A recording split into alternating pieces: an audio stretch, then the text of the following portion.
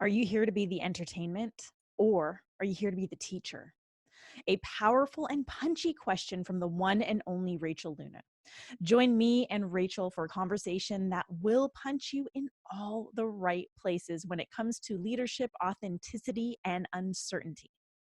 In this episode, you'll learn the difference between performing and authenticity, why rejection is really about the person doing the rejecting, how to avoid using social media as your diary, why your need for feedback is really a need for validation, the dangers of making decisions based on the opinions of others, aka decisions by committee, why uncertainty and uncertain times like this are an illusion, and an empowering exercise that will definitely help you cultivate self-trust. Now, who is Rachel Luna? Rachel Luna is a highly sought after international speaker, best-selling author, and sales and confidence and mindset strategist for 6 to 7 figure entrepreneurs. Named by Forbes as one of the 11 most inspiring female entrepreneurs to follow on Instagram, this former U.S. Marine has a reputation for inspiring confident action and helping her clients double, triple, and quadruple their revenue. Rachel calls herself a magnet for miracles. After losing both her parents to AIDS, struggling with eating disorders in her teens, and battling alcoholism and depression in her early 20s, Rachel knows and teaches there's only one way to look, and that's up. When she was diagnosed with triple negative breast cancer in the summer of 2019, Rachel tackled it the same way she does everything, with confidence, faith, and love. Within 30 days, she was cancer-free, and today she continues to thrive, teach, and activate confidence in others. Through her top-rated podcast, Real Talk with Rachel Luna, social media, courses, and her live event, Confidence Activated, Rachel is on a mission to help 11 million women step into faith, worth, and wealth. Standing only at 4 feet 11 inches tall, this tiny but mighty firecracker lights up the room and galvanizes her audiences all around the world. An international speaker, Rachel has been invited to share her powerful talks all over the globe, from the US to Europe to Japan, and has been featured in Forbes, the Huffington Post, Success Magazine, and Latina Magazine, among many others. If you are looking to listen to an episode that is going to activate the confidence, resilience, courage, authenticity within you, this is your episode. So make sure you tune in, download this episode, and whether you are new to the podcast or you are a loyal thought leader, please take a moment right now, hit pause, download a few episodes, including this one, and drop a rating and review on iTunes. Finally, if you dig this podcast and you want to connect with me, please text me. I'd love to hear one major insight that you gained by tuning into this episode. So text me at 1-781-336-0160 and make sure you mention the episode number. And if you want to reach out on Instagram, because that's your thing, my handle is at @IamRuby. Those links and more will be in the show notes. Now it is time to uncover the truth about authenticity, validation, and uncertainty with Rachel Luna.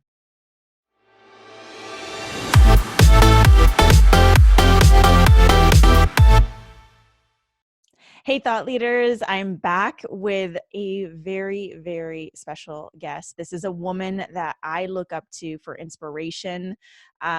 She is just someone that I see who has truly embodied the work that she does and how she supports other people. She is the truest embodiment of courage, of resiliency, of authenticity. And I had the pleasure to finally connect with her about a month or so, maybe 2 months ago. In our first conversation, had such a blast. So I'm really excited to have her here. Rachel Luna, welcome to today's Thought Leader. Hello. Thank you so much for having me and for those really kind words. Wow. Thank you. So I'm so happy to serve. So it's always nice to know that the work that you do is received the way that you intend it to be received. So thank you for that. Of course. And I think that's the power of authenticity, right? When someone is actually truly being authentic and not just the trying to be authentic or positioning authenticity, their message is felt and experienced in its fullest, truest expression, which Yeah. is what you've been able to create. And I love It's that. interesting that you say that because, well, first of all, just a quick disclaimer, it is quarantine season and I have Yes. 2 kids. So Yes. they've been warned, but the sky might fall and you might see one. So let's hope. Let's hope not. But it's interesting that you talk about that, about the authenticity, because I had a client ask me the other day, she said, how do you perform when you don't feel like it or when you're tired? Like, how do you keep going?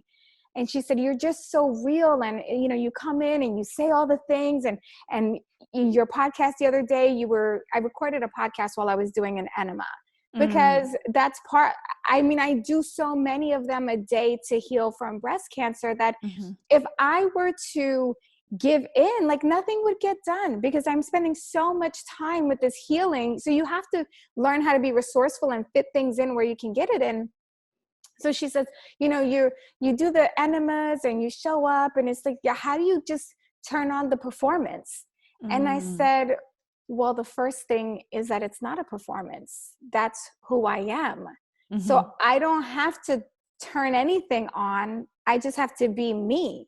Right. And she was like, well, but what about when you're tired? I said, well, even when I'm tired or even when I'm sick or whatever, I show up however I am in the moment. So if I don't feel well, but I am expected to be somewhere, let's say like a speaking engagement. One time I had to do the speaking engagement and I had a fever of 103. Oh, wow. But people had flown in from the United Kingdom, like people from all around the world had flown in for this event. And it was just myself and another woman. Right. So it's not like there was a bunch of other people and I could just bow out and like, no, there's all these other great, no, it was just, they came to see me. Right. And so I got on stage and I said, listen, I'm going to give you the best that I have, but I'm also sick. So we're going to do the best that we can and let's just see what happens. And I was very transparent with the audience and I gave them the whatever. I mean, I didn't tell them I had a fever of 103, but I was just like, yeah, I don't feel so great today. I did my job because I made the commitment. And then like straight away from there, I got in an Uber and I went to the emergency room and, kept going. I don't recommend that people start getting themselves so sick that they go to the emergency room. The point that I'm trying to express is that, when you show up as who you really are, it's never a performance. Right. It's just you embodying who you are.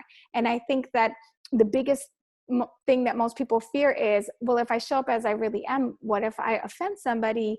Or what if I say the wrong thing? Or, what if they reject me?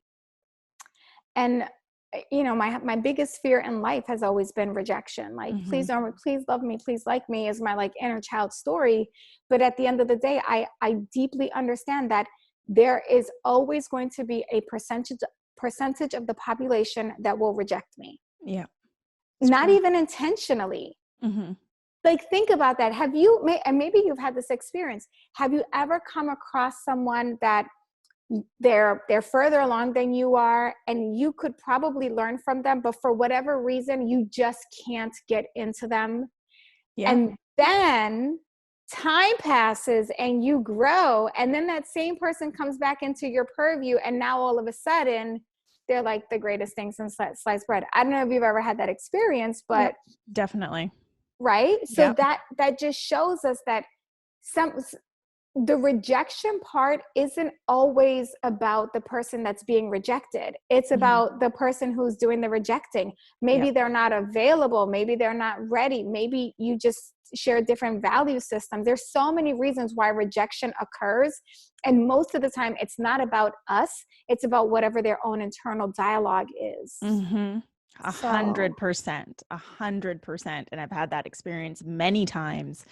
And I love how you brought up the performance for in terms of authenticity, because I think that's a question that so many people ask, especially when they have a personal brand and they have social media accounts that they Mm-hmm. feel like they have to or should be showing up on. Mm-hmm. And it's really easy to turn the performance knob on Mm-hmm. because so many other people are doing it. And for some reason, when there's a camera on, it's easy for us to mask, right? Because we feel Mm-hmm. like we need to control how we're being perceived. Yeah. We feel like we need to fit a certain expectation Mm-hmm. that our audience might have of us. And if Mm-hmm. I show up not happy today, or not inspiring today, or not motivational today, or not my usual self, then maybe I'll be seen as less than an Mm-hmm. expert or a teacher or a leader or whatever it is that you are. The And loss of credibility. right. And Mm-hmm. what's crazy is, like, I actually, when I look at people who aren't showing up in the fullest spectrum of what it is to be a human being, Mm-hmm. that's when I lose trust. Yes. Like, Yes. If it's you're like, too polished, if you're yes, too perfect, listen, and here's the thing. Let's make this distinction. please. Okay, first of all, if you are new to me, I just want you to know that my intention is always from a place of love. Inevitably, I will say something to trigger or offend. If that occurs, please know that that wasn't the intention.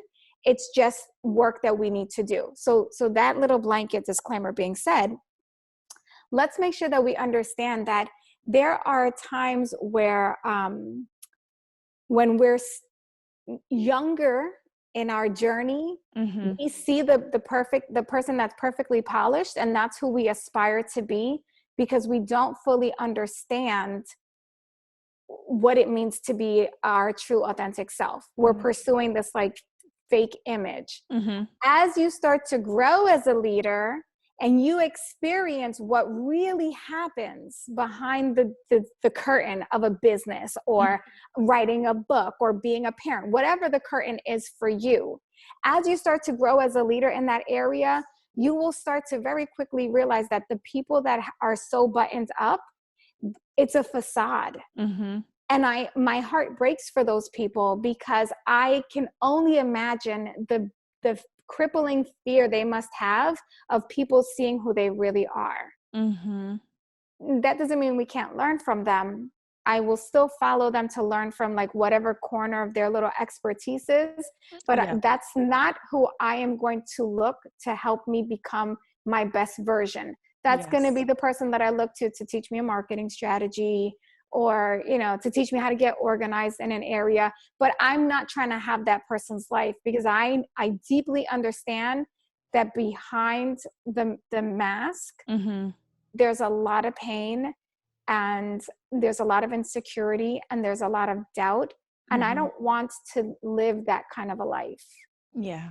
Yeah, I agree. And that was, that was pretty much my journey in a nutshell, like my entire life of like really figuring out who I am, Mhm. and understanding all the masks that I've been wearing, and all the facades and all the walls as protection mechanisms. Yes. And then getting to that point in my life where I started to break those things down, and in breaking those things down, getting to know who I really truly am. I think a lot of Mhm. people struggle with being authentic because they don't know who they are.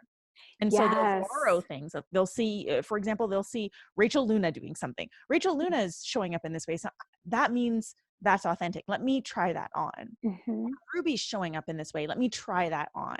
And you Yeah. try on all these different personas, trying to find your real identity, but your real identity can only be found by chipping away at the facades that you have built. The suits that you've put Yeah. on to protect yourself. Yeah. You know who else I'm also really skeptical of? I'm skeptical of the people who try to show real, but even the real looks perfect. You know Yes. what I'm talking about? Yes, I do. Like, I'm a curvy girl, so I'm going to wear this bathing suit, but the image is like so perfectly edited, and it's just like, but is that really real? And by the way, listen, for the record, I love a good filter. Me I too. rock that Kylie Jenner filter. I rock that Kylie Jenner filter all day. I believe though that the difference is that I will say, like, when people compliment me, oh, you look so pretty today, I would like, that's the filter. That's Kylie Jenner. And I'll send a picture and be like, here's what I really look like today. Hair's coming, my hair's finally growing back after treatment. But so I'm also skeptical of those people because I'm just wondering, like, what do you not want me to see? Because that's what I'm really interested in seeing. And, we spoke about the credibility aspect before. I totally get that, because I remember experiencing that myself, where I was going through some things and I didn't want to be honest about the struggles, because I was telling myself this story that if I was honest about my struggles, and here was the struggle. I'll just tell you the struggle. Yeah. So the struggle was, I was working with clients and I was like, they would start at a certain income level, making less than me. We would work together and then they would make more money than I was making. And I was starting to think that maybe there was something wrong with me, or maybe I wasn't as good of a coach, or maybe I didn't really know what I was talking about, because I was helping all these people cross into multiple 6 and 7 figures. Right. But I was not, and I still don't make 7 figures in my business. And I started to think like, well, maybe that means I'm not good enough. First of all, what it means is irrelevant. It only means what we make it mean. Yeah. In that moment, I was telling myself a story that I'm not as good as I think I am, because if I were, then I would already be doing X, Y, and Z. Yeah. Well, we have to go back to that little cliche, the cobbler's kids have no shoes, right? We're so busy working and helping other people that we forget to like take a step back and work on ourselves. But I remember thinking, if people find out, they are gonna not trust me. They're gonna think that I can't do the job. And the reframe for me was, it's not about me, it's about the people that I've helped. Yeah. And if you lined up the people that I've helped, they're doing pretty good. They're doing better than me now. Right. It's like bringing it back to the service piece, right? And why you're doing what you're doing in the first place, which is so important. And you said something that I love this. What do you not want me to see? Right? Like, what do you not want me to see when you're going online, when you're sharing your overly filtered photos or your perfect stories or whatever it is? What do you not want me to see? I actually have like a whole chapter dedicated to this piece in my book. But for me, just through my own personal journey, I realized there was a lot I didn't want people to see, but it was also because I wasn't willing to see those things in myself first. Ooh, that's so good. Right? Like, chapter in my book. I'm available for it. It's gonna be good. So there was so much that I was unwilling to see within myself. We always talk about in personal development, the first step is awareness. Then you have to accept, like, own your shit.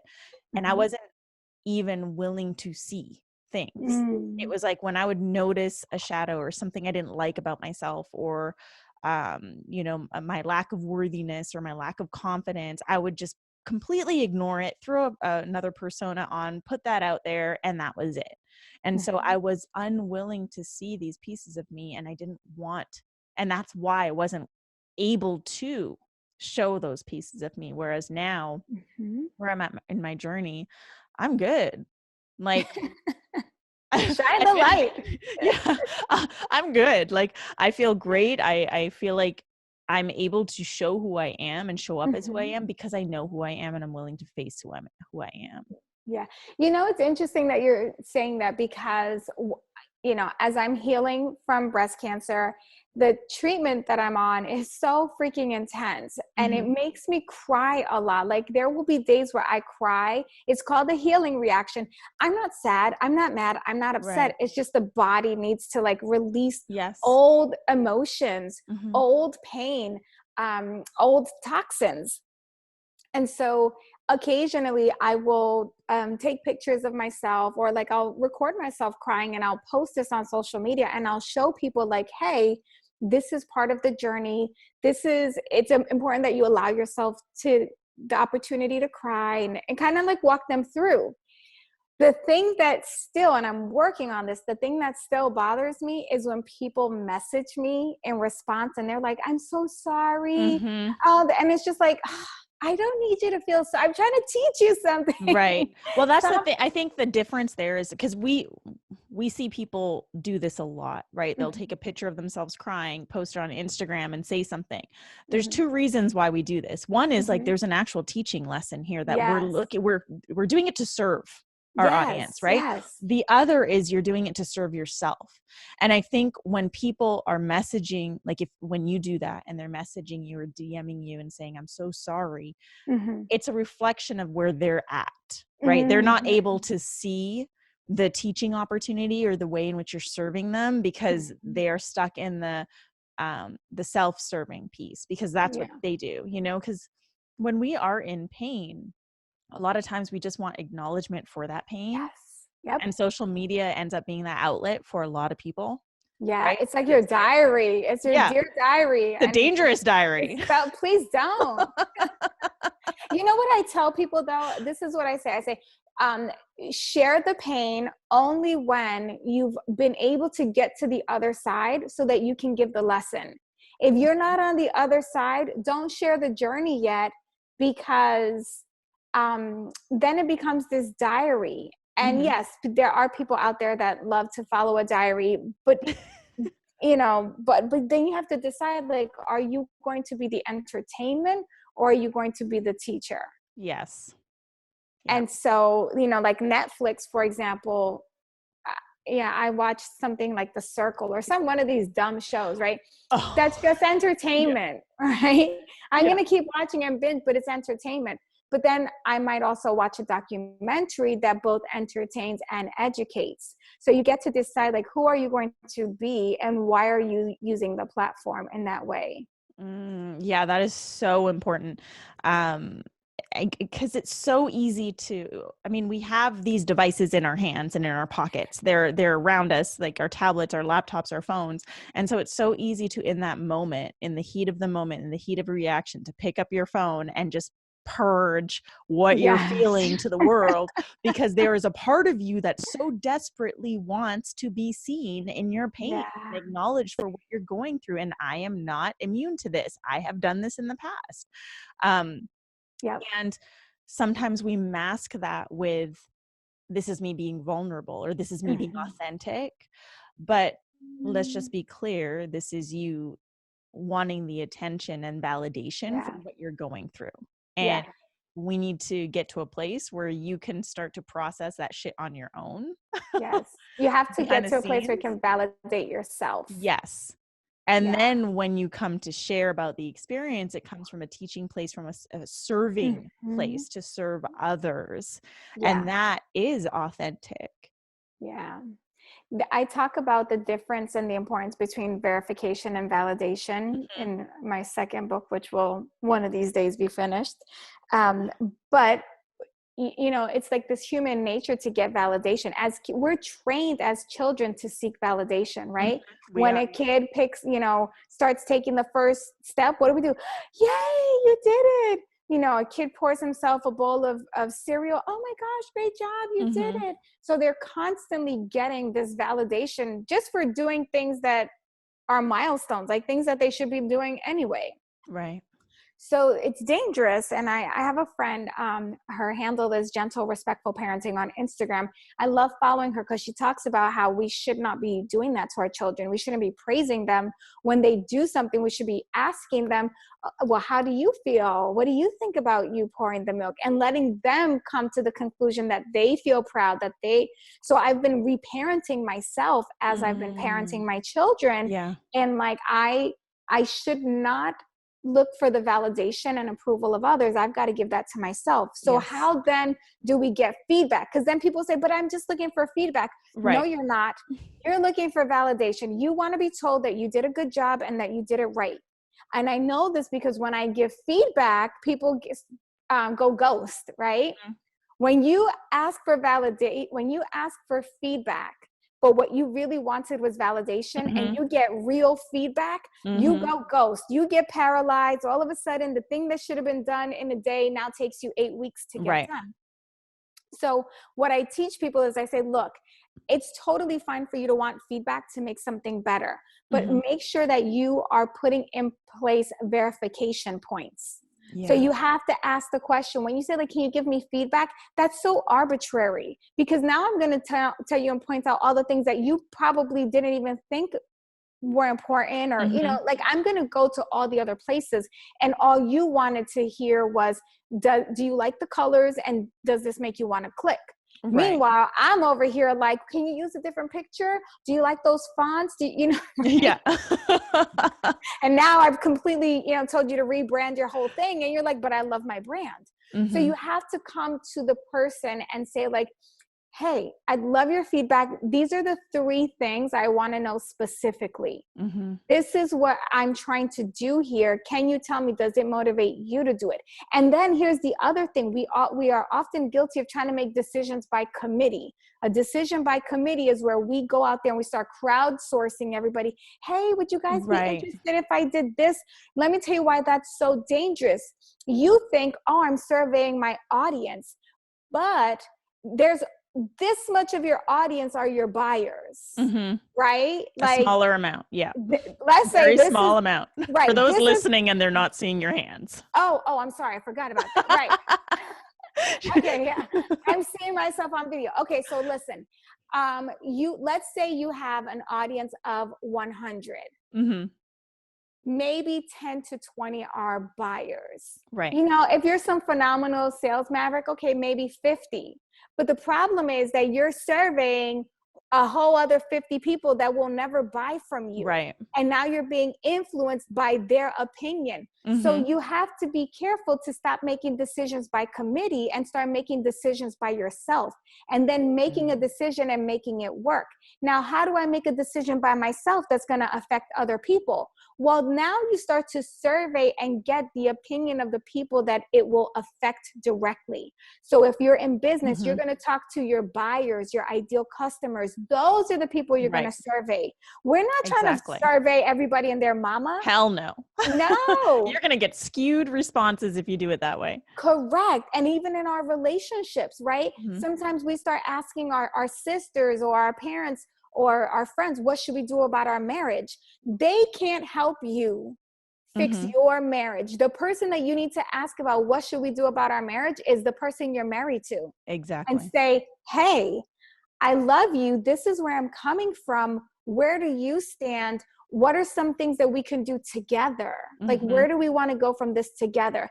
And also, this was I'm not a marriage therapist or anything, but as someone who's been through ups and downs, and we're celebrating 11 years in a couple weeks, is that you have to also communicate with the people involved and ask them, are you comfortable with me talking to someone else about what's happening with us? Because when you don't do that, like that trust gets breached, and it's so hard to repair. So I think that we have to be very careful with these decisions by committee. Start to trust yourself a little more. Start to recognize that you knew from the beginning what the right decision was. And the reason why you don't think you can trust yourself is because in the past you have made mistakes and you think that you were wrong. But I always tell people to do an audit of their last 10 biggest mistakes. So what you do is you think about the 10 biggest mistakes in your life recently. You go back to right before you made the decision. And I always say, like, ask yourself, was there any little part of you that said, no, this isn't a good idea? But you overrode that voice because FOMO or, some kind of fear came through. And inevitably, when I do this activity with clients, they always say, oh my gosh, I knew I shouldn't have, but I did it because something told me, but I went ahead anyway. This happened, and it's always like, yes, but. If that's your pattern where you can say 7 out of 10 times there was a little voice, well, guess what? That little voice, that's you, that's your intuition, that's your Holy Spirit. You can trust that.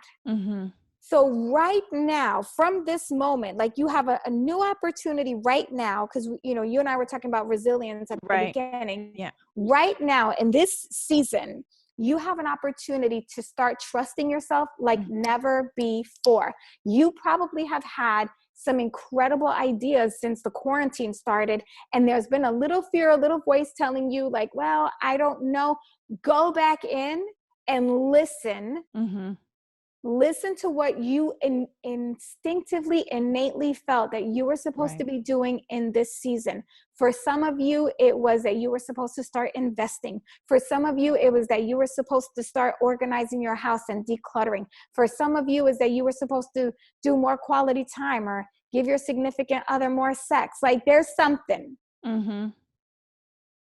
Go back and do that. Because the minute you make that decision and you make that work, you're going to reinforce to the neural pathways in your brain that you actually know what the hell you're talking about, that you are smart, that you are capable, that you are resourceful, that you are resilient, and that you're going to overcome this season. Yes. Yes. Snaps to that. Like, period. Yeah. Mic drop. We're done. See you guys later. I gotta go now. That's the piece that I believe is missing in life and business, is the ability to trust ourselves. And I believe that our generation is having a larger struggle with that, because not only do we deal with the physical committees like in our real life, but we have the external digital committees, right? We have all the voices coming at us from all angles in the palms of our hands. People telling us how things should be done. I mean, right now during this quarantine, I don't know if you've been noticing, but it seems like everyone has an opinion about how we should be spending our time right now. We've got the ones who are preaching, if you're not utilizing your time to learn something new, then blah, blah, blah. Yeah, you didn't get the point of this. Right. We got the ones who are preaching, like, take those creative ideas and put them into action. We've got the ones who are saying, if you're really a leader, then you've got to show up right now. We've got the ones who are saying, no, rest. And it's like, well, my message is do whatever the fuck you need to do right now, and whatever you feel called to do right now. You know, for me, it's been, and I will share, truly, it has been a giant mind fuck for me, because I am someone who had, here we go into my mind fuck. Because I am someone who is so used to, taking a lot of action, and I'm always constantly putting stuff out there. And in this season, I'm like, I just want to rest. And when I mean rest, I mean like 10.5 hours of sleep every night. Oh, and I would love that. How do you do it? Wait, I am not someone who used to do this, FYI. How do you fall asleep and get that much sleep? Are you taking something? No. So backtrack to my trip to Peru in November when I did a 14-day Did you do ayahuasca? Well, girl, I've sat in, like over 17 ceremonies in probably the last 14 months. And I talk about that on the podcast. I'll share the episode numbers in the show notes. But in November, I actually did a 14-day dieta where I went into the Amazon jungle and I was dieting everything, food, input, anything that you input. So my devices were all off for 14 days in the jungle. I had nothing to occupy my time except for medicine and nature. And a shit ton of spiders and snakes and all sorts of I'm out.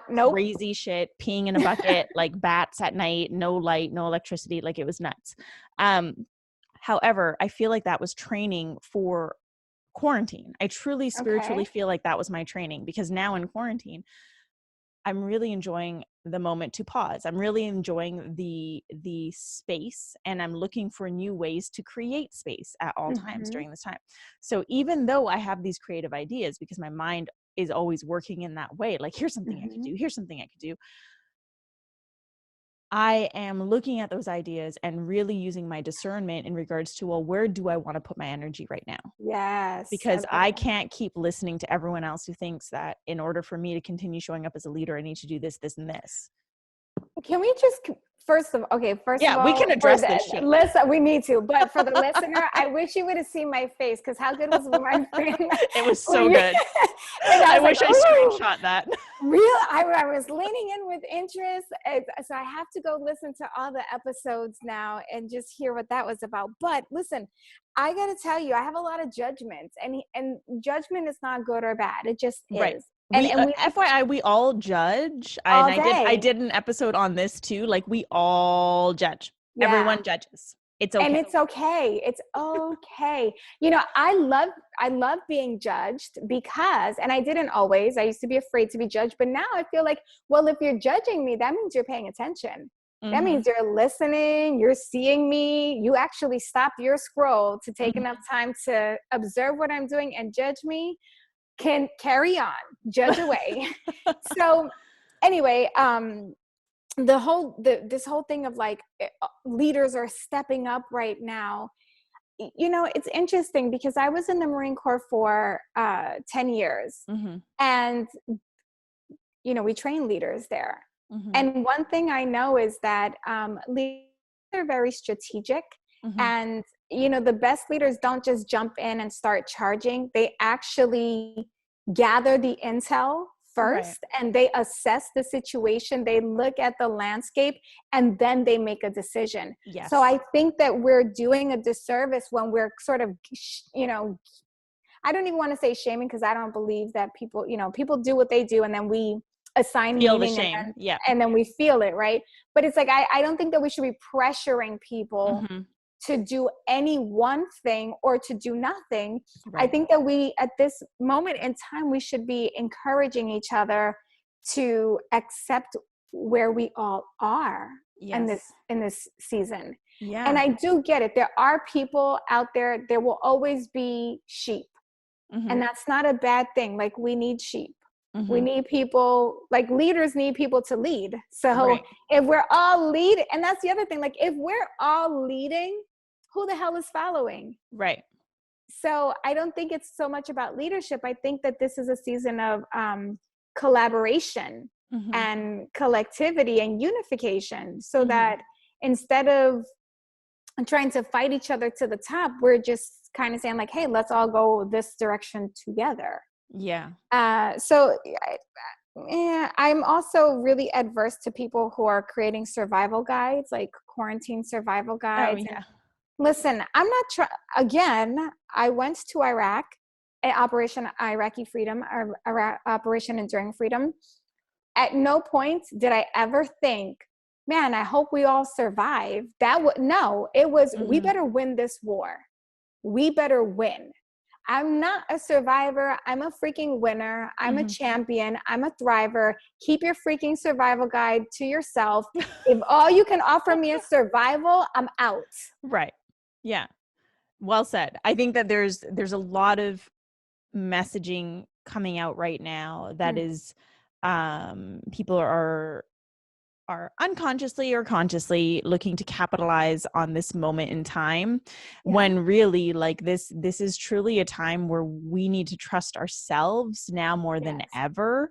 And I love what you said about encouraging each other, right? To accept where we are. That's so important, to encourage each other to be where we are, to encourage each other to tune in to what our inner guidance system is telling us, and to really follow those internal nudges versus the external punches that we are feeling from social media or from people that you're following. And in fact, do yourself a favor and just unfollow or temporarily unfollow the people that are making you feel, or that are leaving you feeling a certain way about yourself, and instead choose to follow those who are encouraging you to dive into yourself, to trust yourself, to be with yourself. I mean, yes, I have been consistent with my messaging about leadership, and at the end of everything, it's always like, you need to just fucking trust yourself. You need to do what's right for you. If you need to rest right now, you rest, right? If you need to, if you feel called to create right now from this place of true abundance and fulfillment and joy and happiness, and do that, right? If you want to launch something because you're feeling it in the depths of your soul, like, this is what I'm meant to do right now, do that. Yep. Again, if you feel like sleep. Yeah, well, I do feel like sleeping. It's so hard for me to fall asleep, so I need whatever tips and tricks you got. We'll talk after this podcast. Yeah. But okay, so where are we at? Okay, time. I feel like we have a few more minutes to talk about something. Okay, yeah. So with this time that we're in, I mean, I think we can all agree that moving forward, things are never going to be the same, and nor do we want them to be the same. Like, this has opened our eyes in a lot of ways, not just to the external world, but to us, ourselves, internally. And Yeah, but wait a second. I think this is another kind of issue that I have. Mhm. Not kind of, this is another issue that I have with everything that's going on. First of all, if I get one more email from someone that says, in these uncertain times, wake up, people, life has always been uncertain. The only thing that has ever been certain in life is death. hmm Your 401k was never secure. Your job, even though you were getting paid on the 1st and the 15th every month, that was never secure. The people of Enron, do you remember Enron? I And do. they thought that they had it made in the shade. And guess what? One day it was all gone. We Right. have never had certainty. Certainty is an illusion. And Right. so when people say like, oh, things are never going to be the same again, they were never going to be the same regardless whether we had coronavirus or not. Think about right? I'm an 80s kid. I was born in the Me too. 80s, right? What an awesome era that was, right? Seriously, the best. The best. It was the best. It was like so much fun. But will we ever have the 80s again? Will Right. it ever be? No. Every decade is going to come with its own new thing. Let me remind you, there was a season where there was never an internet. I lived in that Yep, me world, too. right? No internet, no cell phones, no There were no pagers. cell phones right. Mm-mm. You had to carry a quarter, a little case Yep. quarter, and use a payphone, right? And now hmm we're really dating ourselves. But the point is that then the internet came and things were never the same. Right. Then cell phones came and then, Steve Jobs made them smart and the sidekick Right. came out and then things were never the same. So listen, life is dynamic. So nothing will ever be as good as this moment. Right. And here's the thing. I know that there's someone out there that heard me say that and rejected Totally. the notion because in their mind, it's like, well, when I have a bigger house, it's going to be better. No, it's not. Mm-mm. Because when you have a bigger house, guess what? You're going to notice, you're going to notice that the chandelier that the house came with is tacky. And Right. so now no, it's not. So Right. there's always going to be something. There will never be a better time than right in this moment. Mm-hmm. I love And that. if we could just start to realize how rich we are right now, like we are so freaking wealthy right in this moment, and just be so happy and so full of gratitude for this particular moment, then it makes everything that we get better. It makes Definitely. everything like when, by the way, we have a little breakfast area and I have a beautiful table and I still have folding chairs, like card table chairs, because I haven't found chairs that I like. And I look at them and I'm like, oh, cringe. I want chairs. But I'm so grateful that I freaking have chairs and a table. So when I get the new chairs, it's just going to be like, wow. And it upgraded. You know what I'm saying? Right. But the fact that I freaking have a comfortable chair to put my butt on while I'm eating, that's amazing too. Mm-hmm. And so we have to get to this place of if we can love this moment, everything that we get after this moment is just going to be like an extra orgasm. That's one way to put it. Definitely. I love Yeah. orgasms. What? I love that you brought that up about the uncertainty and the illusion of it. And what's interesting is, yeah, I'm one of those people who definitely says that times are never going to be the same, but I'm referring to the fucking illusion. Because I think that this time, if anything, all this stuff has been happening in the background. Yes. It's all been happening. Like, if you think our government is corrupt now, if that's your opinion, hey, they were probably that way before. If you They were have a not problem, probably. if you have a problem with the healthcare system now, hey, like that existed before. So all these things existed. It's that the veil has been lifted, which is why things are never going to be the same again for you, because now you're seeing what you didn't see. But that in itself is such a gift, because now you have a heightened awareness. Now you're in a different level of observation, and you can use that, apply that moving forward, and that's so important. And I think that's one of the biggest gifts that this time has offered many people, including myself. I agree. The other thing that I think that people forget is, people say like, we've never seen this before. Correct. Our Yeah, generation our generation has not. has not experienced a pandemic. But this is not the first pandemic that humankind has Right. ever had to overcome. History will show you there have been pandemics Multiple. and wars and the Great Depression and recessions, and this is a cycle. Yes. So Life ebbs and flows. Like, this is not the end. right, This no. is, and FYI, like, the real estate market needed to boom, okay? Like, this needed to happen. Otherwise, none of us would be buying homes. Right. So all of these things, like, we have to trust in the cycles that we go through, but also that Mhm. our world and our collective goes through, Yeah. because there has to be cycles. But yes, not but. Yes, and not but. Yes, Not that. and this is such a great opportunity for us to recognize the gaps in our knowledge base, Mm-hmm. because people forget, like we just said, that this is not the first pandemic, but it's like you don't think about the plague or the Right. smallpox or anything. You forget about that. um, People will think, well, the recession happened. People get rich in recessions. Mm-hmm. So this is an opportunity for you to go get educated and figure out, like, what the heck did those guys that got really, really rich after 2008, what were they doing? Let me start studying. Let me figure out what, this is such a great moment to just sit and say, okay, well, what do I really want? Because Mm-hmm. if I feel uncomfortable in this, if this is not what I want, well, what do I want? Right. And what do I need to know? What do I need to learn to get me closer to what I want? So for me this season, I'm reading all the money books, Mm-hmm. because I'm going to be a multi-millionaire on the back of this recession. Mm-hmm. Catch me in 12 years, because not only will I have come up as a multi-millionaire, but I will also know another recession is coming, and I will have my ducks in a row so that when the recession hits, it doesn't hurt. Mm-hmm. Yeah. Because Yeah. look, you're going to get hit. Mm-hmm. But why do you think that a boxer can go round for round for round and still keep fighting? Because they've conditioned themselves to the point that they can take a hit without getting hurt. That's where we have to condition ourselves, Mm-hmm. where it's not that we don't feel the blow, you feel it, but it's not going to hurt as much if you've conditioned and prepared.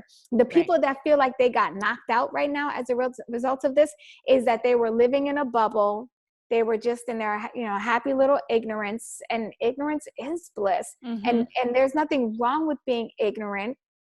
It was what it was, but now Yeah, we there's don't know an what we don't awakening. know. We don't know what we don't know. Right. That's why having coaches is so important, Mm-hmm. so that they can be, your double reflector and catch that blind spot for you. Yeah. So this is, to me, when people ask me, well, what do you think about everything? I would say, I think this is the greatest season of opportunity we will have in our lifetime. Mm-hmm. I only see opportunity, and I'm going to do every single day. My actions are guided by what opportunity do I have today to get closer to my vision. Right. Yeah. I love that. I trust that. I believe that. And for everyone listening, also know that opportunity comes in many different shapes, sizes, and forms. Correct. And for you, maybe the opportunity is deeply personal. For you, Mm-hmm. maybe the opportunity is in within your family, within your Yes. relationships, within your own traumas, your own wounds. But Mm-hmm. to really just allow yourself to open your eyes to see the opportunities that are there, and know that your opportunity might look different than mine, might look different than Mm-hmm. Rachel's, or it might look the same, right? But it's up Exactly. to you to identify what those opportunities are. So Yeah. now Yes. we are out of time. Oh, How we're out. Okay. I feel like we could just like continue jamming for hours and it would be super interesting. But wow, Rachel, I had a blast. That was I amazing. love you. I'm so grateful I for know. this convo. I'm so You're grateful for awesome. you. I feel Yeah. like we need to hang out in real life when this is I over. was going to say that. I want to do a trip. I'm definitely not going to Peru with you, but like, I don't know, maybe Dominican Republic, Yeah. Cuba. Yeah. Somewhere like that for sure. Rachel, why don't you tell our listeners how they can get more of you online, and I will include all those links and more in the show notes. Awesome. Well, definitely come and hang out with me on Instagram. I'm at Girl Confident. And join me over at rachelluna.biz. Those are my two places. There's lots of free stuff over at rachelluna.biz. You can get the first chapter of my upcoming book, Girl Confident, by going to girlconfident.com.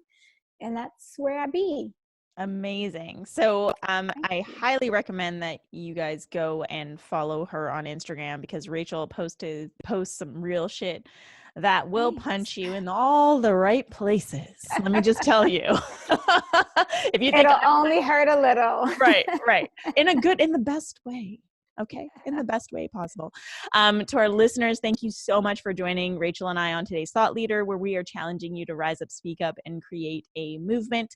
If you loved this episode between me and Rachel, please drop a rating and review on iTunes and share it with a friend. And then hit us up on Instagram. My handle is at @IamRuby. Let us know what your biggest takeaway was. Reach out. We'd love to hear from you. And then, of course, if you have any questions, you can text me 1-781-336-0160. Rachel, thank you so much. Thank you for having me. So grateful. And to our thought leaders, I'll see you back here on Monday for a brand new episode of Today's Thought Leader.